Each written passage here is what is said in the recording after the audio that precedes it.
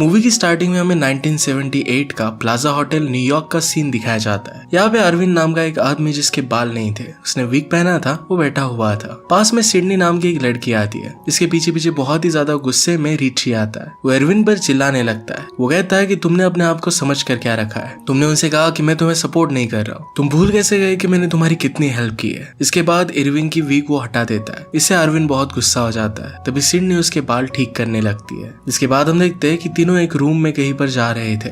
उनके पीछे रिची के हाथ में एक ब्रीफकेस है, इसमें बहुत सारे पैसे हैं। जिस रूम में वो जा रहे थे वहां पर दो लोग पहले से ही थे। इसमें से एक का नाम है कारमाइन और दूसरे का नाम था काल। इनकी बातों से ऐसा लगता है कि उनके बीच में एक बहुत बड़ी डील होने वाली है। यहाँ पर कारमाइन इन तीनों से बात करने से मना कर देता है। वो कहता है कि मैं सिर्फ शेख से ही बात करूंगा। उसे टालने के लिए रिची पैसों से भरा हुआ ब्रीफकेस उसके सामने डाल देता है। कारमाइन ने इस पैसों को ठुकरा दिया और इस बात से वो गुस्सा हो जाता है। वो फिर वहां से जाने लगता है क्योंकि उसे सिर्फ शेख से ही डील करनी थी और किसी से नहीं। यहाँ पर कारमाइन के साथ बात बिगड़ने पर रिची बहुत गुस्सा हो जाता है। तीनों में बहस हो जाती है। फाइनली रिची इरविन को कारमाइन को मनाने के लिए भेजता है। जब इरविन कारमाइन को मनाने के लिए जा रहा था तब हमें उसके लाइफ के पूरे फ्लैशबैक दिखते हैं। हमें पता चलता है कि बचपन में उसके फादर की ग्लास रिपेयरिंग की स्टोर थी। इसकी सेल्स बहुत ही कम होती थी। सेल्स बढ़ाने के लिए वो खुद ही दुकानों के कांच तोड़ आते थे। रिपेयर करने के लिए सब लोग फिर उनके ही पास आते। इसी के साथ हमें पता चलता है कि इरविन एक चोर था पर उसका डिफरेंट टाइप का बिजनेस था। उसकी एक ड्राई क्लीनिंग की शॉप थी जहाँ पर नशे करने वाले अमीर लोग वहाँ पर आते थे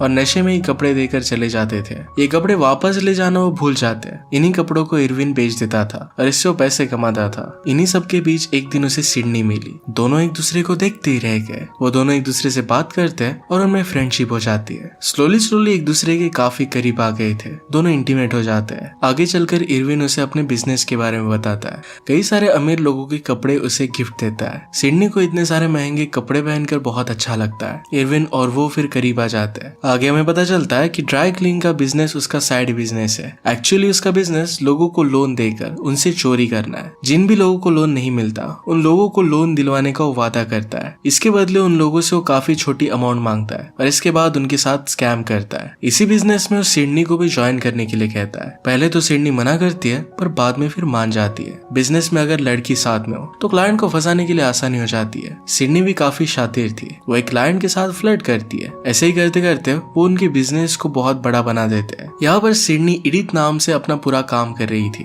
वो बहुत सारे लोगों को लूटते हैं। काफी पैसों के साथ इरविन और सिडनी काफी अच्छे से टाइम एक दूसरे के साथ स्पेंड कर रहे थे। वो बहुत मजे करते हैं। उन दोनों को देखकर ऐसा लगता है कि यही तो प्यार है। इनसे अच्छा कपल इस दुनिया में कोई हो नहीं सकता। इसके बाद हम देखते हैं कि इरविन की सच्चाई ये नहीं है। एक्चुअली उसकी एक वाइफ और छोटा सा बच्चा भी है। उसकी वाइफ का नाम रोजलिन है। रोजलिन और इरविन की रिलेशनशिप काफी खराब है। वो एक दूसरे से बहुत नफरत करते हैं। सिर्फ अपने बच्चे की वजह से एक दूसरे के साथ रह रहे हैं। रोजलिन हमेशा घर पर ही रहती है। बाहर जाना उसे पसंद नहीं।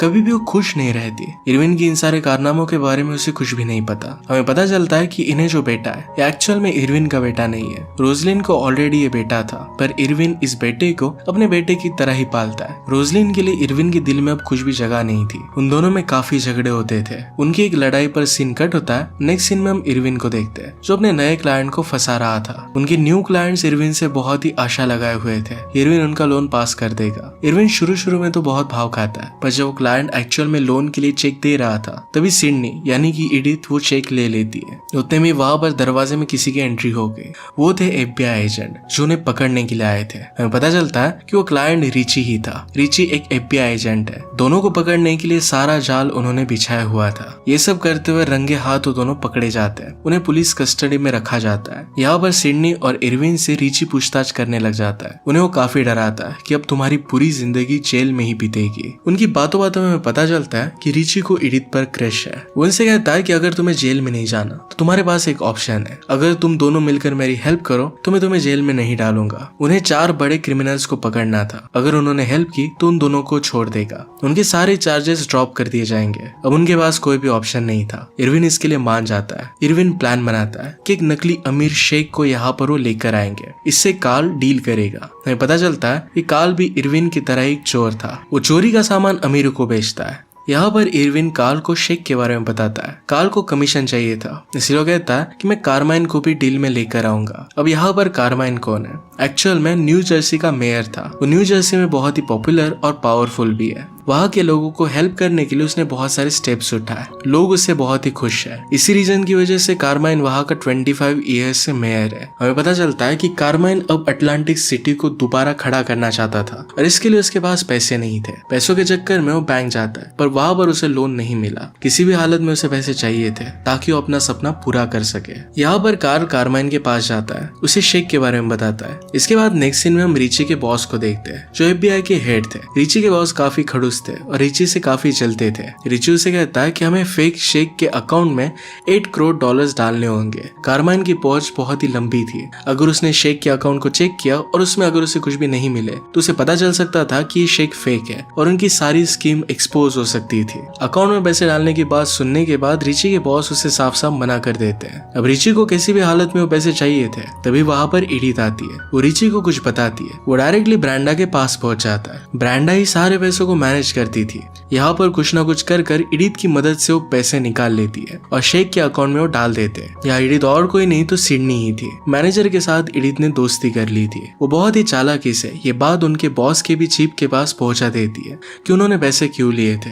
अब यहाँ पर रिची के बॉस भी कुछ कर नहीं सकते थे क्योंकि हाई कमांड को ये आइडिया बहुत ही पसंद आया था। अब यहाँ पर रिची के चीफ ही क्रेडिट ले रहे थे कि ये सब प्लान उनका ही था। एडिथ रिची को हेल्प कर रही थी और रिची को भी लगने लग गया था कि वो भी उसे पसंद करती है। अब यहाँ पर ये सीन खत्म हो जाता है और मूवी के स्टार्टिंग में हमें जो सीन दिखाया गया था हम वहीं पर पहुंच जाते हैं। रिची कार्माइन को पैसे देने के लिए जाता है। कार्माइन वहां से उठकर चला जाता है। यहाँ पर सारी मीटिंग रिकॉर्ड हो रही थी लेकिन कार्माइन ने पैसे नहीं लिए थे। अगर वो पैसे नहीं लेता तो उसे पकड़ा नहीं जा सकता। फिर से हम इरविन का ही सीन देखते हैं। इसमें कार्माइन को मनाने के लिए उसके पीछे जाता है।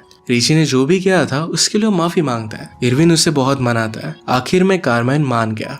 यहाँ पर कार्माइन को सोचकर इरविन और उसकी वाइफ को डिनर पर इनवाइट करता है। उसने रिची को वहां नहीं बुलाया था। नेक्स्ट सीन में हम पार्टी का सीन देखते हैं। यहाँ पर डिनर पर कार्माइन और इरविन की फैमिली भी होती है। बातों बातों में उन दोनों में बहुत ही अच्छी दोस्ती हो जाती है। वो लोग मिलकर बहुत मजे करते हैं। दूसरी तरफ रिची भी एडिथ के साथ मजे कर रहा था। रिची को अब लगने लग गया था कि वही उसका प्यार है। इसके बाद नेक्स्ट सीन में हम देखते हैं कि रिची और इरविन एक आदमी को शेक बनाकर कार्माइन के पास लेकर आते हैं। शेक को उन्होंने काफी कॉन्फिडेंस दिया ताकि कार्माइन को ये सब जेन्युइन लगे। कार्माइन को भी लगता है कि एक्चुअल में असली अमीर शेक है क्योंकि उसने एयरपोर्ट से एंट्री ली थी। एयरपोर्ट से आता है और कार्माइन आकर दोनों उनसे मिलते हैं। कसिनो की पार्टी में आगे वो बात करने वाले थे। सभी लोग पार्टी में पहुंच जाते हैं। वहाँ पर हम रोजलिन को भी देखते हैं जो बहुत ही खुश है। वहाँ पर शेक आता है। कार्माइन उसको खुश करने की कोशिश करता है। उसे अपने कसिनो दिखाने लगता है। सारी महंगी महंगी चीजें दिखाता है। शेक ऐसी एक्टिंग कर रहा था कि वो एक्चुअल में शेक है और उसे इंग्लिश नहीं आती। इसके बाद हम देखते हैं कि बार में टालाजियो के कुछ लोग आते हैं। टालाजियो एक माफिया है। उसने बहुत सारे लोगों को मार दिया है। वो यहाँ के सारे बड़े बड़े कसिनो चलाता था। यहाँ पर वो भी शेक से डील करने के लिए आया था। उसे भी शेक के आने की खबर मिली थी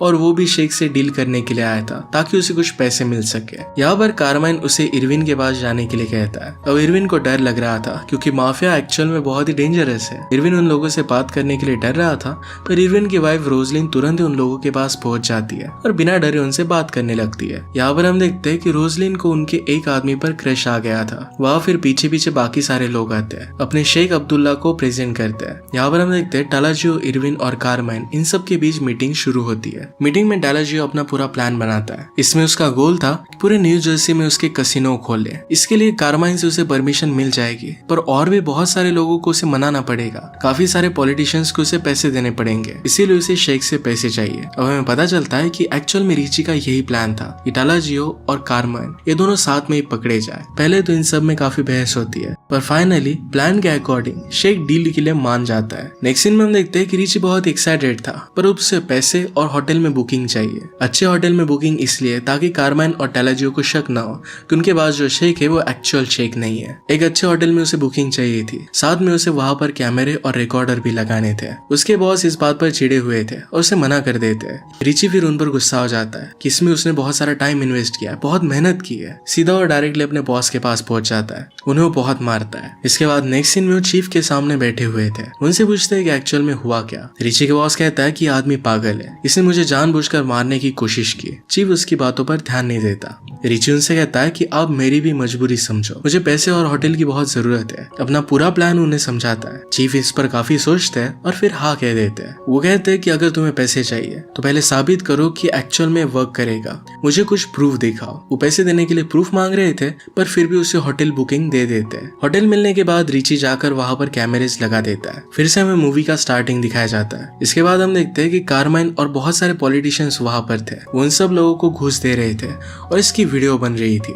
वहां पर अभी तक टालाजियो के अगेंस्ट कुछ भी प्रूफ नहीं था। उसे पकड़ना पूरे देश के लिए बहुत ही इंपॉर्टेंट था, पर वहां पर टालाजियो आया ही नहीं था। वहां पर टालाजियो के अगेंस्ट प्रूफ जमा करने के लिए वो कुछ सोच रहा था। नेक्स्ट सीन में हम देखते हैं कि टालाजियो के आदमी के साथ रोजलिन डेट पर जाती है। वहां पर बहुत ही खुश थी। वो आदमी और रोजलिन एक दूसरे के साथ बहुत ही अच्छा टाइम स्पेंड करते हैं। वो उसे बता देती है कि FBI के साथ मिलकर मेरा हस्बैंड काम कर रहा है। इस बात पर टालाजियो का आदमी कुछ सोचने लग गया। वो सीधा कार्माइन को लेकर इरविन के पास पहुंच जाता है। वो उसे बंदूक लगाकर सब कुछ पूछता है। इरविन झूठ बोल देता है कि मेरा FBI के साथ कोई भी रिलेशनशिप नहीं है। वो कहता है कि ऐसा होता तो सारे पैसे मैं खुद खा लेता। उन लोगों को इरविन पर भरोसा हो जाता है। उसे मार पीट कर वो छोड़ देते हैं। इरविन को पता चल जाता है कि रोजलिन ने ये सब बताया हुआ था। वो घर जाकर उसे बहुत कुछ सुनाता है। उसे कहता है कि मुझसे दूर रहो। यहाँ पर नेक्स्ट सीन में हम रिची को देखते हैं, जो रिसर्च करने के बाद टालाजियो के लॉयर के पास जाता है। लॉयर उसे कहता है कि टालाजियो के सारे अकाउंट्स वही हैंडल करता है। रिची को सिर्फ टालाजियो के साथ बात करनी थी। बातों बातों में रिची के लॉयर से बात निकलवा लेता है कि टालाजियो को कसिनो खोलना था, इसलिए वो काफी लोगों को घूस दे रहा है। इसके लिए वो कुछ भी कर सकता था। ये सारी बातें रिची की गर्लफ्रेंड पर्स से रिकॉर्डर में रिकॉर्ड कर रही थी। ये सब FBI चीफ अपने ऑफिस में बैठकर सुन रहे थे।